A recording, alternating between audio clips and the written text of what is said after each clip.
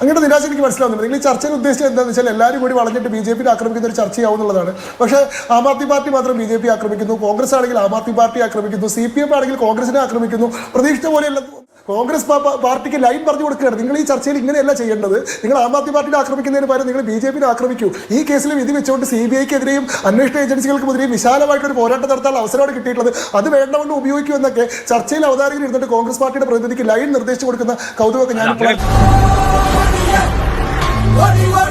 ഭരണഘടനാ മൂല്യങ്ങൾക്ക് തന്നെ നിരക്കാത്ത ഒരു പണിയാണ്, ഒരു ഏർപ്പാടാണ് ഈ CBI എന്ന് പറയുന്ന അന്വേഷണ ഏജൻസി എടുത്തു വെച്ചിരിക്കുന്നത് എന്ന് പറയുമ്പോൾ CBIയെ നയിക്കുന്ന, CBIയെ നിയന്ത്രിക്കുന്ന ആളുകൾക്കെതിരെ കൂടിയാണല്ലോ ആ വിമർശനം.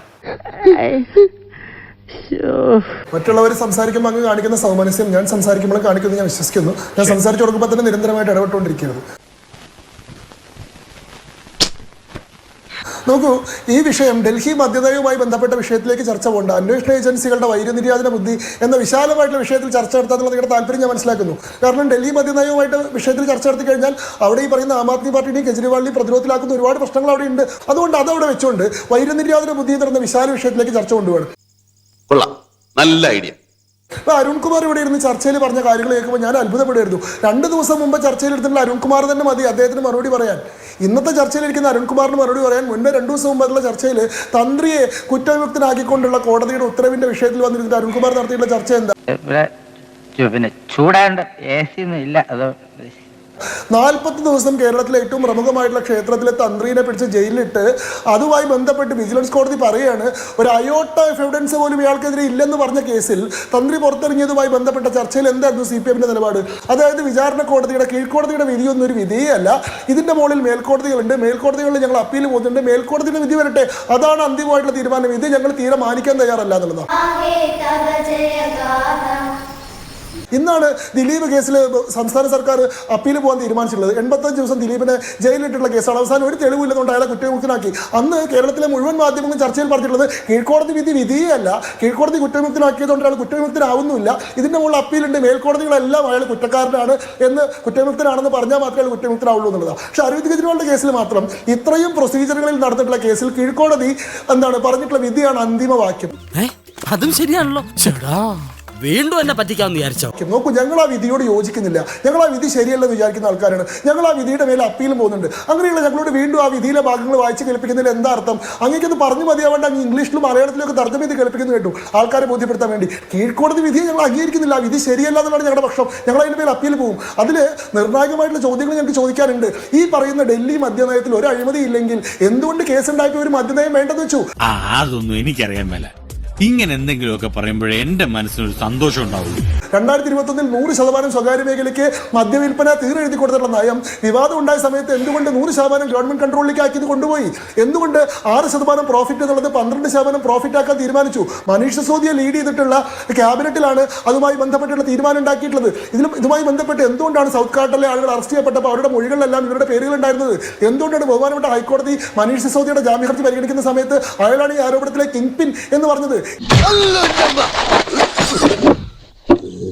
ഇവിടെ 2000 കോടി രൂപയുടെ നഷ്ടം ഉണ്ടായിട്ടുണ്ടെന്ന് പറഞ്ഞത് CAG റിപ്പോർട്ടാണ്. 589 കോടി രൂപയുടെ നഷ്ടമാണ് വികലമായിട്ടുള്ള നയത്തിലൂടെ ഉണ്ടായത് എന്ന് ഡൽഹിയിലെ ചീഫ് സെക്രട്ടറിയാണ് ലഫ്റ്റനന്റ് ഗവർണർക്ക് റിപ്പോർട്ട് കൊടുത്തത്. അതുമായി ബന്ധപ്പെട്ട അഴിമതി ആരോപണം ഉന്നയിക്കുന്നതും പോലീസിന് പരാതി കൊടുക്കുന്നതും കോൺഗ്രസ് ആണ്. അതുമായി ബന്ധപ്പെട്ട് പത്രസമ്മേളനം നടത്തിയ കോൺഗ്രസിന്റെ നാഷണൽ ജനറൽ സെക്രട്ടറിയാണ്. സന്തോഷായി. ഇത് പൊതുസമൂഹം മുഴുവൻ ഏറ്റെടുത്തിട്ടുള്ള ഒരു ആരോപണമാണ്. ഇത് BJPയുടെ മാത്രം എന്തോ നിക്ഷിപ്ത താല്പര്യം കൊണ്ടാണ് നിങ്ങൾ പറയുന്നത് എങ്ങനെയാ? പിന്നെ ആം ആദ്മി പാർട്ടിയുടെ പ്രതിനിധി പറഞ്ഞു ഞങ്ങളുടെ ഗ്രൗണ്ടൊന്നും പോയിട്ടില്ല, BJP തെരഞ്ഞെടുപ്പ് വിജയത്തിന് വേണ്ടി കൊണ്ടുവന്നിട്ടുള്ള ഒരു വ്യാജമായിട്ടുള്ള ആരോപണം മാത്രമാണ്, അത് ഡൽഹിയിലെ ജനങ്ങൾ വിശ്വസിച്ചിട്ടൊന്നുമില്ലാന്ന്. എന്ത് അടിസ്ഥാനത്തിലായി പറയുന്നത്? ആളെ കണ്ട അവന്റെ തലക്ക് ഭ്രാന്താണെന്ന് അറിയത്തില്ലേ? വെറുതെ തള്ളിയിട്ട് പോയതാ. 62 സീറ്റ് ഉണ്ടായിരുന്ന പാർട്ടി തെരഞ്ഞെടുപ്പ് കഴിഞ്ഞ് അതായത് 40 സീറ്റുകൾ നിങ്ങൾക്ക് നഷ്ടപ്പെട്ടു. അല്ല, ഇവിടെ ഞാൻ സമ്മതിച്ചോ? ഞാനൊരു കാര്യം പറയുന്നത് മുഴുവൻ കേൾക്കൂ സാർ. അങ്ങയുടെ ആഗ്രഹങ്ങൾ എന്റെ മേലേക്ക് അടിച്ചേൽപ്പിക്കരുത്. നിനക്ക് പറ്റൂലേ, കളഞ്ഞിട്ട് പോടേ. കുറെ സമയമായിട്ട് കളിയാക്കണ്. അന്യായമായിട്ട് അരവിന്ദ് കെജ്രിവാളിനെ കൊടുക്കാൻ ശ്രമിക്കുക. ഞാനിപ്പോ നേരത്തെ ശംഖു ചോദിച്ചില്ലേ, എന്തിനാണ് നിങ്ങൾ അംഗീകരിക്കാത്ത ഒരു വിധി ആവർത്തിച്ച് പറഞ്ഞുകൊണ്ടിരിക്കുന്നത്? ഒരു വിധിയുടെ ഇംഗ്ലീഷിലുള്ള ഒറിജിനലും അതിന്റെ മലയാള തർജ്ജമ. ഇതൊരു സാധാരണ കേസാണോ? സാധാരണ ഒരാളെ പിടിച്ച്, ഒരു രാഷ്ട്രീയ നേതാവിനെ പിടിച്ച് അകത്തിട്ടാണോ? ഇത് സെർവിംഗ് ചീഫ് മിനിസ്റ്ററെ. ഇതിപ്പം അന്ന് മുതലേ പറഞ്ഞുകൊണ്ടിരിക്കുന്ന ആരോ പറഞ്ഞ് പഠിപ്പിച്ചു വിട്ടാൽ മതി. ഒരു സംസ്ഥാനം ഭരിച്ചുകൊണ്ടിരുന്ന ഒരു മുഖ്യമന്ത്രിയെ ബീഹാർ ജയിലിൽ അടച്ച ഒരു കേസാണ്. ആ കേസിനെ കുറിച്ചാണ് നമ്മൾ സംസാരിക്കുന്നത്. ആ കേസിലാണ് ഒരു തെളിവില്ല എന്ന് കോടതി പറഞ്ഞത്. വെറുതെ പിടിച്ച് ജയിലിട്ടാണെന്ന് പറയുന്നത്. എന്നിട്ട് ഒരാളെ കള്ളനാണെന്ന് വരുത്തി തീർത്ത് അയാളെ ജനവിരുദ്ധനാക്കി അവിടെ നിന്ന് അധികാരം പിടിച്ചില്ലേ? ഇതൊരു ഒരു തരത്തിലുള്ള കൂവല്ലേ? ഒന്ന് ആലോചിച്ച് നോക്ക്. 2 തവണ അദ്ദേഹത്തെ തോപ്പിക്കാൻ പഠിച്ച പണി നോക്കി നടന്നില്ല. അതിനുശേഷം ഒരാളെ കള്ളനെന്ന് മുദ്രകുത്തി ഞങ്ങളിപ്പോ അധികാരം പിടിച്ചു എന്ന് പറയുന്നതിൽ എന്ത് നൈതികതയാണുള്ളത്? നിങ്ങൾ പറയുന്ന കാര്യം നിങ്ങൾ തന്നെ രണ്ടാമതൊന്ന് കേട്ടു നോക്കുക. അപ്പൊ നിങ്ങൾ പറയുന്നതിൽ അയുക്തി നിങ്ങൾക്ക് മനസ്സിലാവും. ഞാൻ അങ്ങനെയല്ല പറഞ്ഞിട്ടുള്ളത്. നോക്കൂ, ഒന്നാമത്തെ കാര്യം നിങ്ങൾ നിയമത്തിലെ ബേസിക് ആയിട്ട് ചില കാര്യങ്ങൾ മനസ്സിലാക്കണം. അത്രക്കുള്ള ബുദ്ധിയൊന്നും അതിനില്ലല്ലോ. ഒരാളെ ഇത്ര ദിവസം ജയിലിലിടുന്നത് സർക്കാരോ പോലീസോ അല്ല. ഒരാളെ അറസ്റ്റ് ചെയ്ത് കോടതിയുടെ മുമ്പിൽ ഹാജരാക്കുന്നത് മാത്രമാണ് ഏജൻസിയുടെ ഉത്തരവാദിത്തം. അയാൾ ജയിലിൽ കിടക്കണോ, ജുഡീഷ്യൽ കസ്റ്റഡിയിൽ കിടക്കണോ, പുറത്തു പോകണോ തീരുമാനിക്കുന്നത് കോടതിയാണ്. ഞാൻ പറഞ്ഞു വരുന്നത് എന്താന്ന് വെച്ചാ പറയണമെന്നില്ല, കാര്യം നമുക്ക് മനസ്സിലായി. ഒരാൾ 150 ദിവസം ജയിലിൽ കിടന്നിട്ടുണ്ടെങ്കിൽ കോടതി അയാൾ 150 നേരത്തെ ശംഖു പറഞ്ഞതിനും കോൺട്രാഡിക്ഷനാണ്. ഇത്രയും ദിവസം തന്ത്രിയെ 41 ദിവസം ജയിലിട്ടില്ലേ, 41 ദിവസം ജയിലിട്ടില്ലേ പിണറായി എന്ന് പറഞ്ഞുകൊണ്ടിരിക്കായിരുന്നില്ലേ? അപ്പൊ അതിൽ ബാധകല്ലേ? കേജ്രിവാളിന്റെ കാര്യത്തിൽ മാത്രമേ ബാധകമുള്ളൂ. ഇത് ഞാനത് എന്താണ് മനുഷ്യ, ഞാൻ അരുൺകുമാർ പറഞ്ഞ കാര്യത്തിനല്ലേ അത് മറുപടി പറഞ്ഞത്. അദ്ദേഹം ഞാൻ ചൂണ്ടിക്കാണിച്ചത്, അല്ലാണ്ട് എന്റെ വാദമായിട്ടാണോ ഞാൻ ആ കാര്യം പറഞ്ഞത്? എന്തോന്നാടോ ഇത്? എവിടെ നിന്ന് കിട്ടിയോടോ ഈ ഉണ്ടാക്കണേ? ഒരെണ്ണം കൊടുക്കട്ടെ സാറേ. രണ്ടാമത്തെ വിഷയത്തിലേക്ക് വരാം. നിങ്ങൾ നോക്കൂ, അരവിന്ദ് കെജ്രിവാളിനെ BJP അന്യായമായിട്ട് കേസിൽ കൊടുക്കാൻ ശ്രമിക്കുകയാണെങ്കിൽ ഡൽഹിയിലെ ജനങ്ങൾ ആൾക്കൊപ്പം നിൽക്കണമായിരുന്നില്ലേ? ഡൽഹിയിലെ ജനങ്ങൾ അരവിന്ദ് കെജ്രിവാളിനെ വിശ്വസിക്കുകയും BJPയുടെ തന്ത്രത്തെ എതിർക്കുകയല്ലേ വേണ്ടത്? BJP ഉണ്ടായിട്ടുള്ള ഈ വ്യാജമായിട്ടുള്ള കെട്ടിച്ചമച്ചുള്ള ഒരു ആരോപണം ഡൽഹിയിലെ ജനങ്ങൾ പൂർണ്ണമായിട്ട് വിശ്വസിക്കുകയാണ് ചെയ്തത്. അരവിന്ദ് കെജ്രിവാളുടെ സിറ്റിംഗ് സീറ്റിൽ തോറ്റില്ലേ BJP സ്ഥാനാർത്ഥിയോട്? പർവേഷ് വർമ്മയോട് അരവിന്ദ് കെജ്രിവാൾ സിറ്റിംഗ് സീറ്റിൽ പരാജയപ്പെട്ടില്ല. അയ്യോ, ഓർമ്മിപ്പിക്കല്ലേ പൊന്നെ. അതൊന്നും സാരമില്ല. 62 സീറ്റ് ഉണ്ടായിരുന്ന സ്ഥലത്ത് നിന്ന് 20 സീറ്റിലേക്ക് കൂപ്പുകുത്തിയില്ലേ? BJP 48 സീറ്റിലേക്ക് പോയിട്ടില്ലേ? കോൺഗ്രസ് പാർട്ടി 0-ത്തിലായതുകൊണ്ടാണ് ഇപ്പൊ ഈ ആരോപണം BJPക്കെതിരെ മാത്രം ഉന്നയിക്കുന്നത്.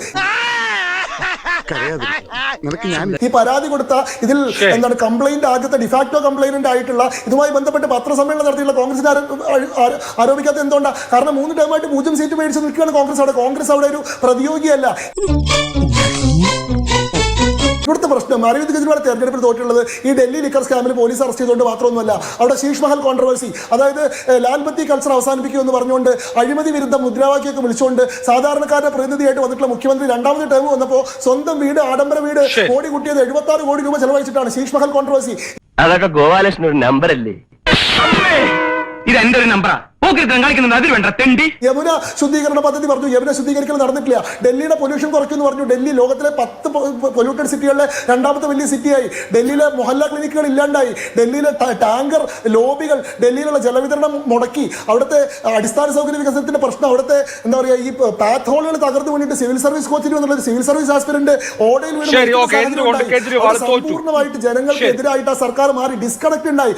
അതുകൊണ്ടാണ് ജനങ്ങൾ അവരെ തോൽപ്പിച്ചത്. അല്ലാണ്ട് അരവിന്ദ് കെജ്രിവാളിനെ കൊടുക്കാൻ BJP ഉദ്ദേശിച്ചതിൽ ആ കൂട്ടത്തിൽ ജനങ്ങളെ കൂടെ കൂടേണ്ട ആവശ്യമില്ലല്ലോ. ശരിയാണ്, അങ്ങനെ ഒരു ആഗ്രഹം ഞങ്ങൾക്ക് എല്ലാവർക്കും ഉണ്ടായിരുന്നു.